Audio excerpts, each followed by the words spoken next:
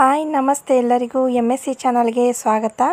ನನ್ನ ಚಾನಲ್ಗೆ ಸಬ್ಸ್ಕ್ರೈಬ್ ಮಾಡ್ಕೊಂಡವರು ಎಲ್ಲರಿಗೂ ಕೂಡ ತುಂಬ ಧನ್ಯವಾದಗಳು. ಹೀಗೆ ನನ್ನ ಚಾನಲ್ಗೆ ಸಪೋರ್ಟ್ ಮಾಡಿ ಅಂತ ಕೇಳ್ತಾ ಇವತ್ತಿನ ವ್ಲಾಗ್ನ ಸ್ಟಾರ್ಟ್ ಮಾಡ್ತಾ ಇದ್ದೀನಿ.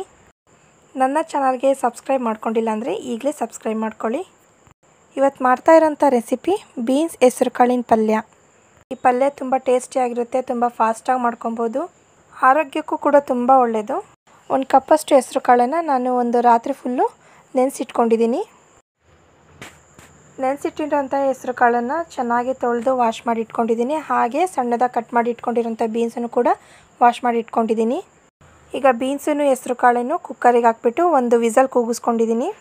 ಬೇಯಿಸ್ಕೋಬೇಕಾದ್ರೆ ಸ್ವಲ್ಪ ಉಪ್ಪು ಹಾಕ್ಕೊಂಡು ಬೇಯಿಸ್ಕೊಳ್ತಾ ಇದ್ದೀನಿ. ವಿಸಲ್ ಕೂಗಿಸ್ಕೊಂಡಾದಮೇಲೆ ಹೆಸರು ಕಾಳು ಮತ್ತು ಬೀನ್ಸು ಇಷ್ಟು ರೀತಿಯಲ್ಲಿ ಬೆಂದಿದೆ. ಇದಿಷ್ಟು ಬೇಯಿಸ್ಕೊಂಡಿದ್ದಾದಮೇಲೆ ನೀರನ್ನು ಬಸ್ಬಿಟ್ಟು ಹೆಸರು ಕಾಳು ಮತ್ತು ಬೀನ್ಸನ್ನು ಮಾತ್ರ ಇಟ್ಕೊಳ್ತಾ ಇದ್ದೀನಿ.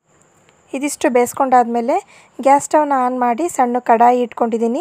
ಕಡಾಯಿ ಸ್ವಲ್ಪ ಬಿಸಿ ಆದಮೇಲೆ ಒಂದು 2 ಟೇಬಲ್ ಸ್ಪೂನಷ್ಟು ಕೋಕೋನಟ್ ಆಯಿಲ್ನ ಹಾಕ್ಕೊಂಡಿದ್ದೀನಿ.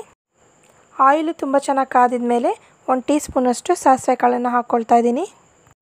ಸಾಸಿವೆ ಕಾಳು ಚೆನ್ನಾಗಿ ಸಿಡಿದಾದ್ಮೇಲೆ ಸಣ್ಣದಾಗಿ ಕಟ್ ಮಾಡಿ ಇಟ್ಕೊಂಡಿರೋಂಥ ಒಂದು ಸಣ್ಣ 2 ಈರುಳ್ಳಿನ ಹಾಕ್ಕೊಳ್ತಾ ಇದ್ದೀನಿ.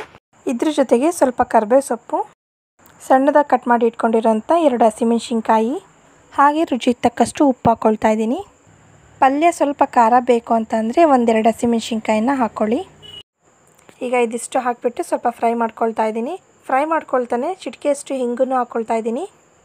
ಹಿಂಗನ್ನು ಹಾಕ್ಕೊಂಡಾದ್ಮೇಲೆ ಅರ್ಧ ನಿಂಬೆಹುಳಿನ ರಸನ ಹಿಂಡ್ಕೊಳ್ತಾ ಇದ್ದೀನಿ. ಇದಿಷ್ಟು ಹಾಕಿದ ಮೇಲೆ ಚೆನ್ನಾಗಿ ಮಿಕ್ಸ್ ಮಾಡಿಕೊಂಡು ಸ್ವಲ್ಪ ಹೊತ್ತು ಕಂದಿಸ್ಕೊಳ್ತಾ ಇದ್ದೀನಿ. ಪೂರ್ತಿಯಾಗಿ ಈರುಳ್ಳಿ ಕಲರ್ ಚೇಂಜ್ ಆಗೋವರೆಗೂ ಕಂದಿಸ್ಕೊಂಡಿಲ್ಲ, ಒಂದು ಸ್ವಲ್ಪ ಮೀಡಿಯಮಾಗಿ ಕಂದಿಸ್ಕೊಂಡಿದ್ದೀನಿ. ನೋಡಿ ಇಷ್ಟು ಕಂದಿಸ್ಕೊಂಡ್ರೆ ಸಾಕು. ಈಗ ಇದಕ್ಕೆ ಬೇಯಿಸಿಟ್ಕೊಂಡಿರೋಂಥ ಹೆಸರು ಕಾಳು ಬೀನ್ಸನ್ನು ಹಾಕ್ಕೊಂಡು ಚೆನ್ನಾಗಿ ಮಿಕ್ಸ್ ಮಾಡ್ಕೊಳ್ತಾ ಇದ್ದೀನಿ. ಮಿಕ್ಸ್ ಮಾಡ್ಕೊಂಡಾದ್ಮೇಲೆ ತಟ್ಟೆ ಮುಚ್ಚಿಬಿಟ್ಟು ಒಂದು 2 ಮಿನಿಟ್ಸು ಸಣ್ಣ ಉರಿಯಲ್ಲೇ ಬಾಡಿಸ್ಕೊಳ್ತಾ ಇದ್ದೀನಿ.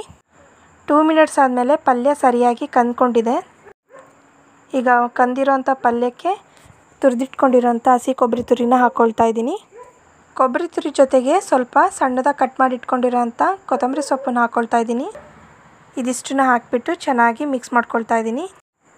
ಈಗ ಪಲ್ಯ ರೆಡಿಯಾಗಿದೆ. ಗ್ಯಾಸ್ ಸ್ಟವ್ನ ಆಫ್ ಮಾಡ್ಕೊಳ್ತಾ ಇದ್ದೀನಿ. ಈ ಪಲ್ಯ ಮಾಡ್ಕೊಳ್ಳೋದು ತುಂಬ ಈಸಿ.